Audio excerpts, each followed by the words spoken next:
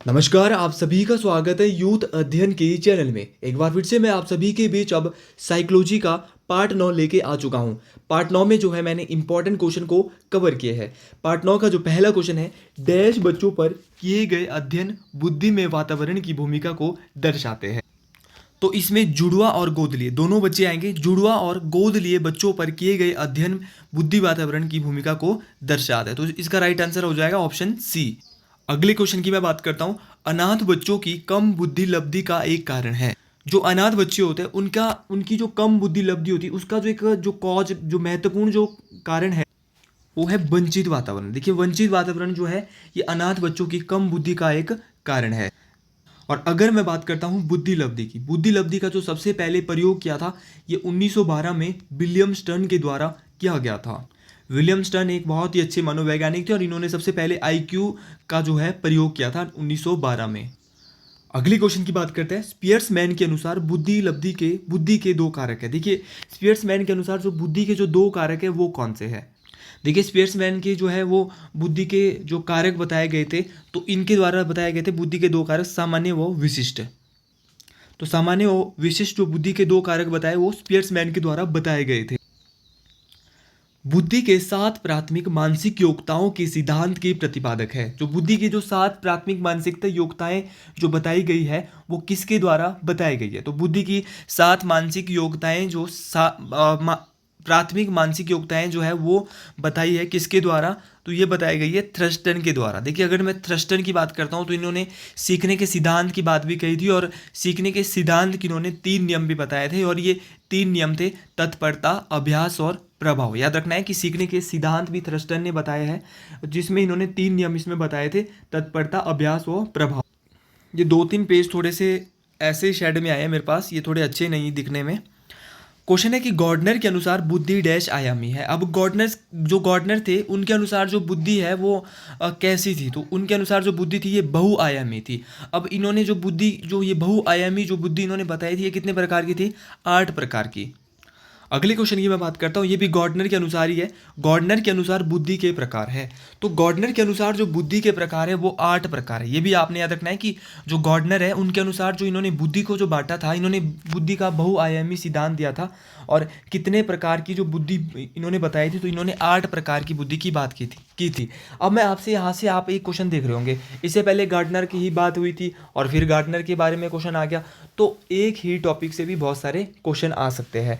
तो आपने थ्योरीज वगैरह पढ़ लेनी है कि गॉर्डनर ने किसके बारे में बताया था, कितने प्रकार की इन्होंने इसमें बुद्धि के बारे में बात की थी। तो ये सारी चीज़ें बहुत इंपॉर्टेंट हो जाती है। और जिसको भी साइकोलॉजी के शॉर्ट नोट्स लेने हैं, ये मेरे पास यहाँ पे, जिसको आप 2 या 3 दिन में आराम से पढ़ सकते हैं। 2-3 दिन क्या, 2 दिन में भी इसको आप ख़त्म कर सकते हैं। तो ये मेरा नंबर है 7876145409। देखिए, ये 50 रुपये के आपको मैं नोट्स दे रहा हूँ। 50 रुपये आज की डेट में कुछ भी नहीं होता है भाई। और जीके के नोट्स मैं बिल्कुल फ्री दे रहा हूँ और हमेशा फ्री देता रहूँगा जीके के नोट्स। अब इसके बाद में अगले क्वेश्चन की बात करता हूँ।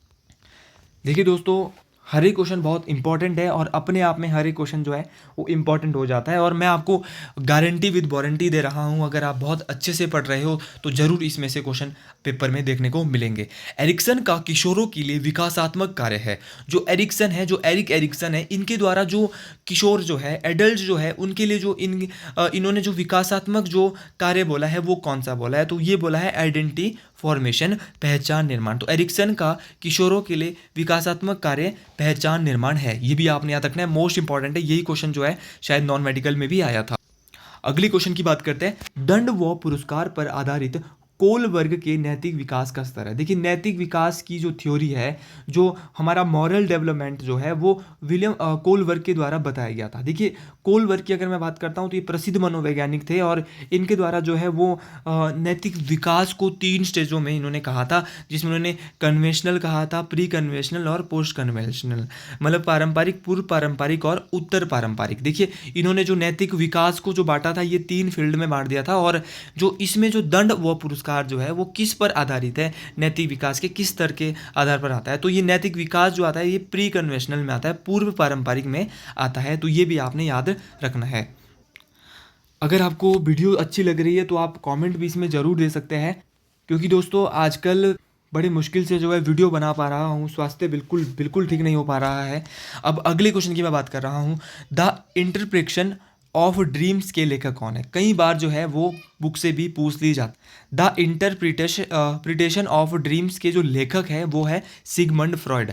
अगर मैं बात करता हूँ सिगमंड फ्रॉयड की, बुक तो इन्होंने भैया लिख दी कौन सी? The interpretation of dreams. देखिए बुक तो इनके द्वारा, फ्रॉयड के द्वारा ये लिखी गई थी, लेकिन किसके जनक फ्रॉयड माने जाते हैं? तो अगर मैं फ्रॉयड की बात करता हूँ तो फ्रॉयड मनोविश्लेषण के जनक भी इनको माना जाता है। मनोविश्लेषण की जो स्थापना है वो फ्रॉयड के द्वारा की गई थी। देखिए फ्रॉयड ने जो है वो व्यक्तित्व को 3 वर्गों में बांटा है, इदम, अहम और परा अहम। तो ये भी आपने याद रखना, इदम, अहम और परा अहम की जो बात है फ्रॉयड के द्वारा, सिगमंड फ्रॉयड के द्वारा 1923 में की गई थी। और इनकी एक बुक है जिसका नाम है द इंटरप्रिटेशन ऑफ ड्रीम्स। ये भी मोस्ट इंपॉर्टेंट है। अगले क्वेश्चन की बात करते हैं, मानवतावाद बल देता है। देखिए जो ह्यूमनिज्म होता है ना वो किस पे बल देता है? अगर मैं बात करता हूँ मानवतावाद की, साइकोलॉजी में जो मानवतावाद बल देता है वो बल देता है स्वयं को, सेल्फ को भाई, स्व को। ये भी आपने याद रखना है, मानवतावाद बल देता है स्व को।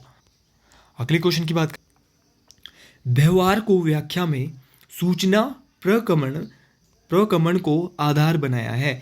जो व्यवहार में व्याख्या, जो सूचना, जो ये होती है ना इंफॉर्मेशन प्रोसेसिंग, ये जो होती है ये किसके आधार पर जो यहाँ पर होगी, इसको आधार किसके, तो इसका जो है आधार होगा वो क्या होगा? व्यवहारवाद। देखिए व्यवहार की व्याख्या के लिए जो है, सूचना के लिए जो है वो व्यवहारवाद का जो है वो बिहेवियरिज्म का जो है वो प्रयोग किया जाएगा। अगर मैं बात करता हूँ बिहेवियर की, तो बिहेवियर के जो फादर है, व्यवहारवाद के जो फादर है वो कौन है? तो व्यवहारवाद के जो फादर है वो है जेबी वॉटसन। देखिए जेबी वॉटसन को व्यवहारवाद का जनक जो है वो माना जाता है, मोस्ट इंपॉर्टेंट है। इन्होंने जो है 1913 में जो है वो एक जॉन हॉपकिंस विश्वविद्यालय था, वहाँ पे इन्होंने जो है व्यवहारवाद के बारे में बताया था। अधिगम शिक्षण प्रक्रिया के केंद्र में डैश है। देखिए अधिगम शिक्षण प्रक्रिया के केंद्र में क्या है? बात करता हूँ लर्निंग टीचिंग प्रोसेस की, तो वो शिक्षण प्रक्रिया में किस प्रकार की है? ये क्वेश्चन मैंने आपको करवाया है किसी ना किसी पार्ट में, तो आपने ये कमेंट बॉक्स में बताना है। कमेंट बॉक्स नहीं भाई, मेरे व्हाट्सएप चैनल पे इसका जो है वो कमेंट इस बार देना है। इस बार जो है कमेंट बॉक्स में ये नहीं बताना, इस बार ये व्हाट्सएप चैनल पे मैसेज करना है कि सर इसका राइट आंसर ये है। समझ आ रहा है? मोस्ट इंपॉर्टेंट है ये क्वेश्चन पेपर में फिर से टीजीटी या मेडिकल के पेपर में देखने को मिल सकता है। तो अधिगम जो शिक्षण प्रक्रिया के केंद्र में अध्यापक आएगा, या अधिगम करता आएगा, अध्यापन विधि या अध्यापन सामग्री या विषय वस्तु, तो इन चारों में से एक आएगा। मैं पहले बता चुका हूं इसलिए दोबारा नहीं बता रहा। अब करता हूं अगले क्वेश्चन की बात कि मनोविश्लेषण वाद के अनुसार व्यवहार की उत्पत्ति का आधार है। जो मनोविश्लेषणवाद के अनुसार जो है वो व्यवहार की जो उत्पत्ति है उसका जो आधार है वो किसे माना जाएगा? ये अचेतन प्रवृत्तियां, वातावरण, अधिगम या स्व। देखिए स्व को बिल्कुल नहीं माना जाएगा, अधिगम को भी नहीं माना जाएगा, वातावरण को भी नहीं माना जाएगा। तो किसको माना जाएगा? जो हमारी अनकॉन्शियस टेंडेंसीज जो होती है, अचेतन प्रवृत्तियां जो होती है, इनको मनोविश्लेषणवाद के अनुसार व्यवहार की उत्पत्ति का आधार माना गया है। मोस्ट इंपॉर्टेंट है। अगले क्वेश्चन की बात करता हूं, विकास की प्रक्रियाओं को प्रभावित करने वाली प्रमुख ग्रंथि है। जो विकास की जो हमारी जो डेवलपमेंट प्रोसेस होती है ना, उसको डायरेक्ट उसका जो डेवलपमेंट करती है वो कौन करती है? तो विकास की प्रक्रिया को प्रभावित करने वाली जो प्रमुख ग्रंथि है यह है पीयूष ग्रंथि, पिट्यूटरी ग्लैंड। ये भी आपने याद रखना है, मोस्ट इंपॉर्टेंट है। कौन सी है? पीयूष ग्रंथि। हो सकता है कि आपको थोड़ी मेरी वॉइस आजकल ये लग रहा हो कि सर के वॉइस में वो जान नहीं है जो आज से 4-5 दिन पहले दूसरे पार्ट में थी। मैं कोशिश पूरी कर रहा हूँ, मेरे गले में टॉन्सिल्स हो गए हैं जिसके कारण मैं थोड़ा सा अब ज़्यादा ज़ोर से नहीं बोल पा रहा हूँ, बिल्कुल आराम से मैं वीडियो बना पा रहा हूँ। लेकिन मेरा प्रयास ये है कि मैं हर दिन आपके बीच जो है वीडियो लाऊं। आज मैं 2 वीडियो आपके बीच लाऊंगा। सोचा था कि मैं हर दिन 3 वीडियो लाऊंगा, लेकिन 2 वीडियो ही ला पाऊंगा क्योंकि अभी मजबूरी है। बहुत जल्द ठीक हो जाऊंगा और आपके बीच जो है महादेव के आशीर्वाद से 3 वीडियो भी बहुत जल्द लाऊंगा और लाइव सेशन हम बहुत जल्दी चलाएंगे। कमेंट बॉक्स में आपको आज यही बताना है कि लाइव सेशन 10 तारीख को देना है या 9 तारीख को देना है। 2 ऑप्शन में से एक, जो भी मेरे को ज़्यादा कमेंट आएंगे 9 तारीख या 10 तारीख। और अपनी एक्सप्लेनेशन की कैसा आप उसमें चाहते हैं वो तो मैं खुद भी आपको बताऊंगा कि कैसे आंसर मेरे को उसमें करवाने हैं। हर चीज़ मैं उसमें आपको करवाऊंगा। ये बहुत बड़ा सेशन रहेगा, 2 घंटे का ये सेशन रहेगा और इसमें मैं सारे के सारे इंपॉर्टेंट टॉपिक, इंपॉर्टेंट क्वेश्चन आपको करवा दूंगा।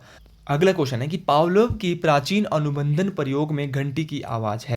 देखिए जो पावलोव ने जो अनुबंधन प्रयोग में जो घंटी का जो प्रयोग किया था, देखिए इन्होंने जो कुत्ते पर प्रयोग किया था और वहाँ पे घंटी लगाई, तो ये जो घंटी की जो आवाज़ है वो किस प्रकार की इन्होंने बताई है, तो ये बताई है इन्होंने, देखिए ये बहुत इंपॉर्टेंट है, तो ये बताइए अनुबंधित उद्दीपक। तो अनुबंधित उद्दीपक जो है ये पावलोव के प्राचीन अनुबंधन प्रयोग में घंटी की आवाज़ होगी, कंडीशनल स्टिमुलस, मोस्ट इंपॉर्टेंट है, ये आपने याद रखना है।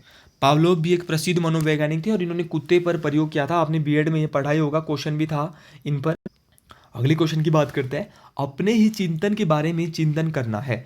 मान लो कि कोई जो है to think about one's own thinking is, मतलब कि अपने ही चिंतन के बारे में जो चिंतन करना है उसको हम क्या कहेंगे, तो इसको कहेंगे कॉन्सेप्चुअल थिंकिंग, संप्रयात्मक चिंतन। तो संप्रयात्मक चिंतन जो होता है ये अपने ही चिंतन के बारे में चिंतन करना होता है। मान लो कि हम चिंतन करें और ये अपने बारे में हम जो है वो सोच रहे हैं, तो उसको हम क्या बोलेंगे, संप्रयात्मक चिंतन। अगली क्वेश्चन की बात करते हैं, identity formation is done during, पहचान निर्माण किया जाता है। पहचान जो निर्माण किया जाता है ये मैं आपको पहले भी बता चुका हूँ कि आइडेंटिटी की जो फॉर्मेशन होती है वो हम एडोलसेंस में करते हैं। कब करते हैं भाई, किशोरावस्था, किशोरावस्था में जो हम पहचान निर्माण जो है वो किया जाता है। अगली क्वेश्चन की मैं बात करता हूँ, during pre conventional level morality is on basis of dash. देखिए पूर्व पारंपरिक अवस्था में नैतिकता का निर्धारण डैश के आधार पर किया जाता है। देखिए वही क्वेश्चन जो मैंने आपको थोड़ी देर पहले करवाया था, और मैं एक चीज़ बोलता हूँ आपको कि टॉपिक पूरा पढ़ लेना है, क्वेश्चन को ढंग से खींच लेना है। अब अगर आपने वहाँ पे क्वेश्चन अच्छे से पढ़ा होगा कि दंड व पुरस्कार जो है ये पूर्व पारंपरिक अवस्था है, ये कोल वर्ग की अवस्थाएं हैं, और जिसमें कि दंड व पुरस्कार किसके अंतर्गत आता था वो मैं बता चुका था। तो यहाँ पर यही क्वेश्चन है कि पूर्व पारंपरिक अवस्था में नैतिकता का निर्धारण, नैतिकता का जो निर्धारण है ये कोल वर्ग के द्वारा इसको बताया गया था, दंड व पुरस्कार के आधार पर किया जाता है। तो या दंड या पुरस्कार आएगा तो आप पूर्व पारंपरिक लगा देंगे। जब पूर्व पारंपरिक अवस्था में ये ऑप्शन में पूछा जाएगा तो क्या आएगा, दंड व पुरस्कार आएगा। तो ये आपने याद रखना है, क्योंकि कोल वर्ग ने जो नैतिक विकास में जो है वो 3 अवस्थाएं बताई थी, जो कि पारंपरिक थी और पूर्व पारंपरिक थी और उत्तर पारंपरिक थी। जो दंड व पुरस्कार आता है, पनिशमेंट एंड रिवार्ड आता है, ये प्री कन्वेंशनल में आता है। अगली क्वेश्चन की बात करता हूँ, डैश ने व्यक्तित्व के 16 पीएफ अनुसूची का निर्माण किया है। देखिए मैं ये क्वेश्चन आपको पहले भी बता चुका हूँ। देखिए जो 16 पीएफ अनुसूची का जो निर्माण किया है ये मैं पहले उल्टे को ये क्वेश्चन आया था, कि कैटल ने व्यक्तित्व के कितने अनुसूची का निर्माण किया है, तो ये 16 पीएफ। आपने जब भी कैटल के व्यक्तित्व का अनुसूची निर्माण पूछा जाएगा तो ये 16 पीएफ इसमें आएगा। तो आपने याद रखना है किसने दिया था, ये कैटल ने दिया था। अगले क्वेश्चन की बात करता हूँ, सकारात्मक व नकारात्मक रूप में स्थायी व अधिगमित मूल्यांकन है। देखिए जो सकारात्मक और नकारात्मक होते हैं, जो permanent and learn evolution, favourable unfavourable जो होते हैं, चाहे वो फेवरेबल होते हैं या अनफेवरेबल जो वे होते हैं इवोल्यूशन के, सकारात्मक और नकारात्मक जो रूप होते हैं, स्थायी व अधिगमित मूल्यांकन जो है वो किस प्रकार का हो सकता है, तो ये मोस्ट इंपॉर्टेंट है। ये हो सकता है भाई किस प्रकार का, ये इसमें जो है अधिगम में, याद रखना। देखिए अगर मैं अधिगम की बात करता हूँ तो अधिगम जो है सीखने की जो प्रक्रिया है, सीखना जो है हम बहुत ज़रूरी है। और अगर मैं बात करता हूँ कि विकास, जो विकास होता है वो मनुष्य का कब तक होता है, तो विकास जो होता है वो निरंतर होता है। और सकारात्मक व नकारात्मक रूप में स्थायी व अधिगमित मूल्यांकन एक अधिगम होगा, लर्निंग होगा।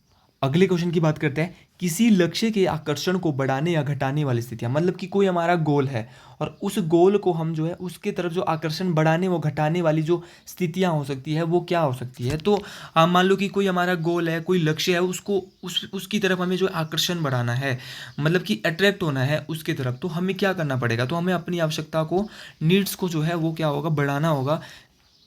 अगले क्वेश्चन की बात करता हूँ, व्यवहार में अपेक्षाकृत स्थायी परिवर्तन है, जो relatively permanent change in behaviour, जो व्यवहार होता है उसमें जो अपेक्षाकृत जो स्थायी परिवर्तन जो माना जाता है वो किससे होगा। तो व्यवहार में अगर हम कुछ सीखेंगे, लर्निंग जो करेंगे, तो इसका राइट आंसर भी क्या हो जाएगा, अधिगम हो जाएगा। मतलब कि अगर हम किसी चीज़ को सीखेंगे तो ही हमारे व्यवहार में जो है वो स्थायी परिवर्तन हो सकता है। अगले क्वेश्चन की बात करते हैं, प्रशिक्षण के द्वारा किसी क्षेत्र में विशेष अच्छा कर पाने की संभावना है, जो probability to do well in a specific area due to training edge. मान लो कि हम ट्रेनिंग कर रहे हैं किस चीज़ की, और उसी के द्वारा किसी क्षेत्र में विशेष अच्छा कर पाने की संभावना है। मान लो कि हम उस क्षेत्र में फिर बहुत अच्छा कर सकते हैं, तो ये किसके द्वारा हो सकता है, तो ये इसका राइट आंसर हो जाएगा मोटिवेशन, अभिप्रेरणा। अभिप्रेरणा के द्वारा जो है वो प्रशिक्षण के द्वारा किसी क्षेत्र में विशेष अच्छा कर पाने की संभावना हो सकती है, और मोटिवेशन हमें किसी से भी मिल सकता है। अगले क्वेश्चन की बात करते हैं। मैस्लो सिद्धांत में प्रथम स्तर की आवश्यकताएं हैं। जो मैस्लो का जो सिद्धांत है, इसमें जो प्रथम स्तर की जो आवश्यकता है वो कौन सी है? तो इसमें जो प्रथम स्तर की जो आवश्यकताएं मानी गई, इसमें बहुत सारे स्तर मैस्लो ने बताए हैं। तो इसमें जो प्रथम स्तर की जो इनकी जो फर्स्ट लेवल जो होगा, उसकी जो नीड्स होगी वो कौन सी होगी? बायोलॉजिकल, जैविक होगी। तो मैस्लो के सिद्धांत में प्रथम स्तर की आवश्यकताएं कौन सी होगी? जैविक, मोस्ट इंपॉर्टेंट है। दूसरे स्तर की होगी सुरक्षा, सिक्योरिटी, ये भी आपने याद रखना है, मोस्ट इंपॉर्टेंट है। अगले क्वेश्चन की बात करते हैं। अध्यापक द्वारा ऋणात्मक पुनर्बलन का प्रयोग विद्यार्थी के शुद्ध उच्चारण की संभावना को, जब अध्यापक ऋणात्मक पुनर्बलन का प्रयोग करेगा विद्यार्थी पे, तो उसके शुद्ध आचरण की जो संभावना होगी वो कैसे होगी? फिर घटाएगा, बढ़ाएगा या यथावत रखेगा? देखो, डिक्रीज होगा या इंक्रीज होगा या कीप कांस्टेंट होगा? तो क्या हो सकता है ये? देखो, अगर अध्यापक जो है ऋणात्मक पुनर्बलन का प्रयोग कर रहा है, तो इससे क्या हो सकता है? तो इससे जो है वो उसका जो शुद्ध उच्चारण की जो संभावना होगी वो क्या है? बढ़ जाएगी। ये भी आपने याद रखना है। अगले क्वेश्चन की बात, दूसरे व्यक्तियों के व्यवहार को समझने से संबंधित बुद्धि है। जो दूसरे जो व्यक्ति होते हैं उनकी जो अंडरस्टैंडिंग, जो बिहेवियर है ना, उस दूसरे व्यक्तियों के व्यवहारों को समझने की जो सामान्य जो बुद्धि होगी वो कैसी हो सकती है? तो ये हो सकती है भैया अंतर्वैयक्तिक। कैसी होगी? इंटरपर्सनल। इंटरपर्सनल होगी। जो दूसरे व्यक्ति होंगे उनके व्यवहारों को समझने की जो संबंधी जो बुद्धि होगी वो क्या होगी? अंतर्वैयक्तिक होगी, मोस्ट इंपॉर्टेंट। अगली क्वेश्चन की बात करते हैं, और आज के कुछ ये अंतिम क्वेश्चन मैं आपको बता रहा हूँ। मैं वीडियो थोड़ी लंबी और डिटेल से इसलिए ला पाया था क्योंकि थोड़ा सा अभी। अगले क्वेश्चन की बात करते हैं। 8 वर्षीय बालक जिसकी बुद्धि लब्धि 75 है। अब इसके लिए मैंने आपको एक फॉर्मूला दिया है कि मानसिक आयु क्या होगी।